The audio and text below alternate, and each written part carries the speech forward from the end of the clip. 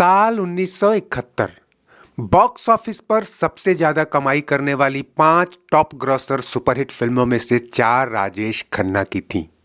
और पिछले 2 साल भी राजेश खन्ना के नाम ही रहे, जब उन्होंने लगातार 15 हिट फिल्मों का ऐसा रिकॉर्ड बनाया जो आज तक कोई तोड़ नहीं पाया। लेकिन इसी साल एक ऐसी सुपरहिट फिल्म भी आई जो देश भर में कमाई के मामले में तो छठे स्थान पर थी, लेकिन वर्ल्ड वाइड टिकटों की बिक्री का ऐसा रिकॉर्ड बनाया जिसे आज तक कोई फिल्म तोड़ नहीं पाई। न शोले, न दंगल, न बाहुबली और न ही पुष्पा। इसके पहले कि इस नायाब फिल्म और इसके अनूठे रिकॉर्ड्स के बारे में आपको बताएं, ये भी जान लें कि 70 और 80 के दशक तक विदेशों खासकर रूस में सबसे ज्यादा पॉपुलैरिटी और पैसा बटोरने का रिकॉर्ड राज कपूर की फिल्म आवारा के नाम पर था। और उसके बाद मिथुन चक्रवर्ती की फिल्म डिस्को डांसर ने भी रूस में वही पॉपुलैरिटी और क्रेज बटोरी। कहते हैं कि तब ऐसा इसलिए भी हुआ कि तब तक भारत और सोवियत रूस के सांस्कृतिक, सामाजिक और आर्थिक हालात लगभग एक जैसे थे। लेकिन हम जिस फिल्म की बात कर रहे हैं उसने रूस नहीं बल्कि एक ऐसे देश में मेड इन इंडिया का परचम फहराया जो अब तक पूरी दुनिया में मेड इन चाइना का झंडा बुलंद कर चुका है।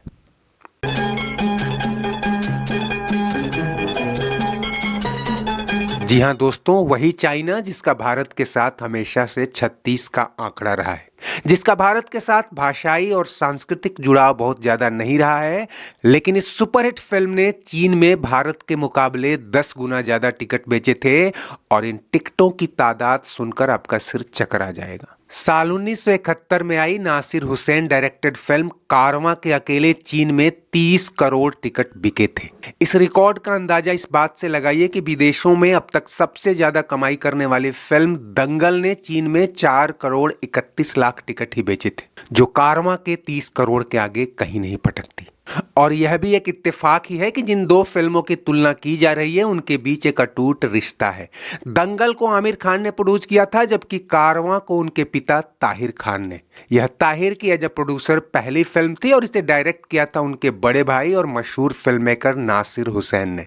हालांकि कारवां का यह रिकॉर्ड एक बारगी नहीं बन गया, बल्कि भारत में रिलीज के काफी समय बाद यह चीन में रिलीज हुई और आम पब्लिक पर इसका नशा धीरे धीरे चढ़ा। वहां इसकी पॉपुलैरिटी का आलम यह था कि सिनेमा घरों में इसके कई शोज लगातार हाउसफुल हुए, तो इसे सरकारी कम्युनिटी सिनेमा थिएटर्स में भी दिखाया जाने लगा। पिया तू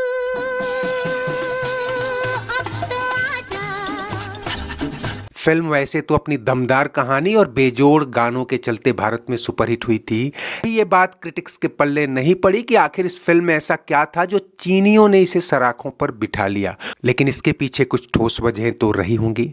फिल्म की कहानी एक लड़की सुनीता यानी आशा पारेख के इर्द गिर्द घूमती है। उसके रईस पिता मोहनदास को पता चलता है कि उन्होंने अपने जिस कर्मचारी राजन यानी किशन मेहता पर भरोसा करके दफ्तर के तिजोरी की चाबी शेयर की थी, उसी ने उसमें से 3 लाख रुपए उड़ा लिए। वह आग बबूला होकर उसे पुलिस में भेजने की धमकी देता है, लेकिन राजन तभी धोखे से उसे ऑफिस से कई मंजिल नीचे फेंक देता है और उसकी बेटी सुनीता से कहता है कि तुम्हारे पापा तुम्हारी शादी मुझसे करना चाहते थे, यही उनकी आखिरी ख्वाहिश थी। सुनीता न चाहते हुए भी धर्म संकट में फंसकर राजन के साथ 7 फेरे ले लेती है, लेकिन तभी उसे पता चलता है कि राजन ने ही उसके पिता का खून किया था, तो वो वहां से भाग जाती है। रास्ते में उसकी मुलाकात नाचने गाने वाले बंजारों के कारवां को लीड करते मोहन यानी जितेंद्र से होती है। कई नाटकीय मोड़ के बाद वो उसे दिल दे बैठती है। इधर राजन सुनीता के पीछे पड़ा है और आखिरकार उस तक पहुंचकर उसे मारने की कोशिश करता है, लेकिन मोहन की सूझबूझ और हिम्मत से सुनीता का बाल बांका नहीं होता। अंत में राजन पुलिस के हाथों मारा जाता है और सुनीता मोहन की हो जाती है। कितना प्यारा वादा है इन मत वाली आंखों का, हम तो है राही दिल के पहुंचेंगे। कहानी सीधी सपाट होने के साथ ही एक बेहतरीन सस्पेंस और थ्रिलर लिए हुए है, लेकिन भारत में इसके सुपरहिट होने के पीछे एक कारण इसके सुपरहिट गाने भी थे। और चीन में इसकी ब्लॉकबस्टर कामयाबी के पीछे गानों के बोल ना सही, भारतीय संगीत और नाच गान तो रहा ही होगा। लेकिन सबसे बड़ी बात थी उस दौर में जब चाइनीज सिनेमा भी हाईटेक तकनीक से ज़्यादा कहानियों पर जोर देता था।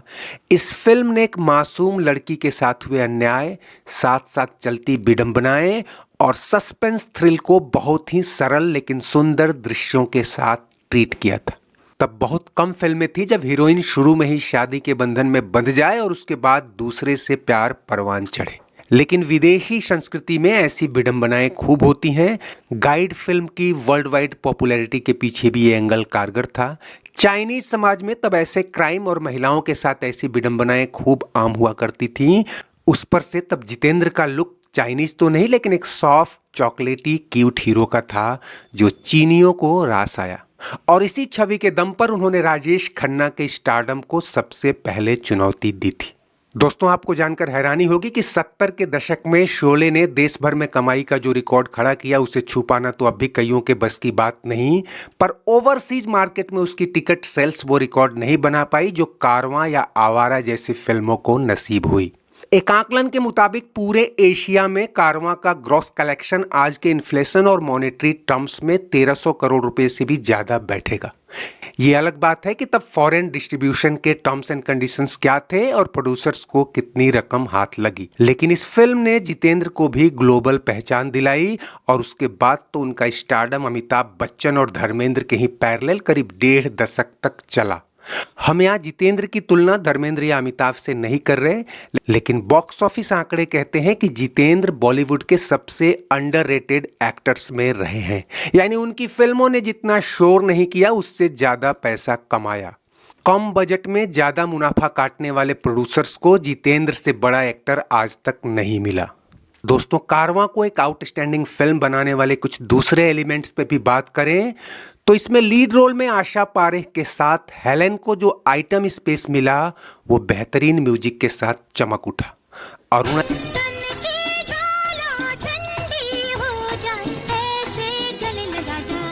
अरुणा ईरानी के उठान के दिन थे और चढ़ती जवानी के कसीदे पढ़ती ये हीरोइन आज भी इस गाने के लिए ज्यादा जानी जाती है।